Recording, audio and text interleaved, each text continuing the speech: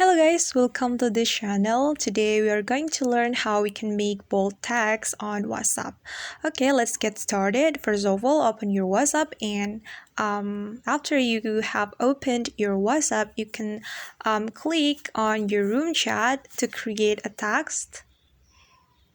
And then if you want to bold text, you need to place an asterisk symbol on both sides of the text.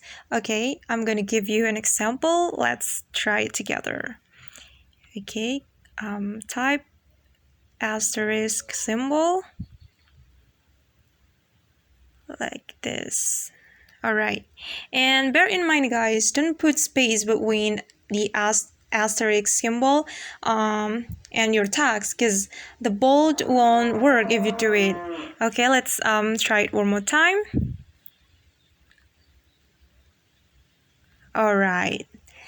Okay guys, that's how we can make bold text on WhatsApp, and thanks for watching. See you on the next video. Bye.